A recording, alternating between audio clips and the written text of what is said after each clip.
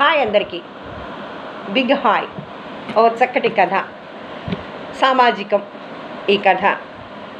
ఇక కథలోకి వచ్చేస్తే, వారం రోజుల కిందట తెగిన చెప్పు కుట్టిద్దామంటే విజయవాడలో కుట్టేవారిని కనిపెట్టడం పెద్ద టాస్కే అయ్యింది. మొత్తానికి అయ్యప్ప నగర్ రోడ్లో ఇవాళ ఒక ఆయన్ని పట్టుకుని చెప్పు కుట్టించుకున్నాను. అన్ని చోట్ల 20 రూపాయలు తీసుకుంటుంటే ఆయన 10 రూపాయలే తీసుకున్నారు. సరే, పనేం లేదు కదా అని ఆయనతో కాసేపు మాట్లాడదామని మాట్లాడుతున్నాను. ఆయన తాత తండ్రులది కూడా ఇదే వృత్తి అని చెప్పుకొచ్చాడు. ఇంతకీ మీ పిల్లలు ఏం చేస్తున్నారు అని అడిగితే చెప్పాడు అసలు విషయం. వాళ్ళ అబ్బాయి ఇంజనీరింగ్ చదివి అమెరికాలో ఉద్యోగం చేస్తున్నట్ట. అల్లుడు బ్యాంకు ఉద్యోగి, యనమల కుదురులో. 7 సెంట్లలో సొంత ఇల్లు ఉంది. నెలకు వచ్చే అద్దెలు 25,000 దాకా ఉంటాయి. నున్నలో ఎకరం మామిడి తోట. ఇన్ని ఉండి ఎందుకు ఇంకా చెప్పులు కుడుతున్నారని అడిగితే, ఒకప్పుడు ఈ పనే మాకు అన్నం పెట్టింది. మా నాన్నగారు ఈ పని చేసే అప్పట్లో రేటు తక్కువని నున్నలో 3 ఎకరాలు కొంటే నా వాటా ఎకరం వచ్చింది. మా చిన్నప్పుడు మా నాన్న చెప్పులు కుడితే డబ్బులకు బదులు వడ్లు ఇచ్చేవారు. అవి సరిపోక మా అమ్మ వరి కోసిన పొలాల్లో పరిగే ఏరుకొచ్చి అందులో గింజల్ని వేరు చేసి మాకు అన్నం పెట్టేది. మేము తరతరాలుగా ఆధారపడి బ్రతికిన పని ఇది.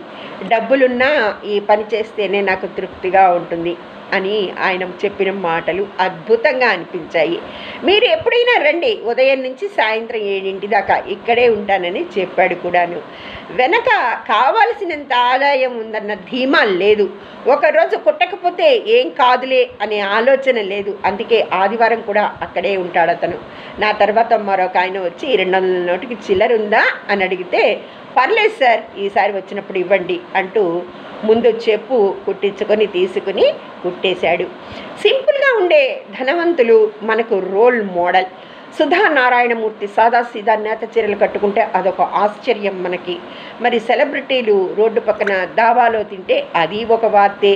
అలా ఉండడం వారి గొప్పతనమే. ఈ చెప్పులు కుట్టే ఆయన కూడా ఓ కోవకి చెందినవాడే.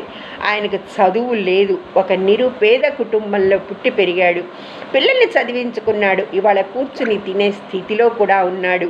అలాగని అన్నం పెట్టిన వృత్తిని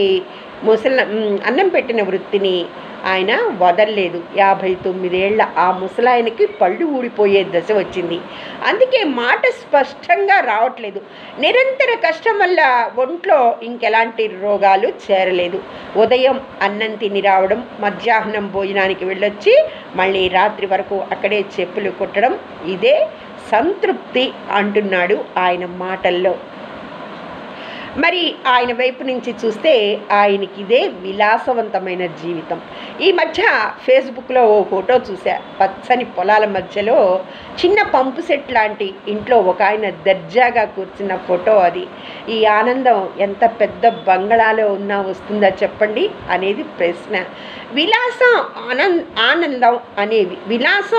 ఆనందం అనేవి నచ్చిన జీవన విధానంతో వస్తాయి తప్ప కేవలం డబ్బు మాత్రమే కాదు, డబ్బు వల్ల మాత్రమే రావు అని నొక్కి వక్కాణిస్తూ ఇంత చక్కటి కథని మీ అందరికీ షేర్ చేస్తున్నాను. మరి నిజమైన ఆనందం ఏంటో మనం ఈరోజు చక్కగా తెలుసుకున్నాం కదా. వెరీ నైస్ స్టోరీ మీ అందరికీ షేర్ చేశాను. మరి మీకు నచ్చితే మీ అందరి కామెంట్స్ కూడా నాకు షేర్ చేస్తారని, నా ఆనందం అదే అని మీరు తెలుసుకోవాలి. Thank you very much.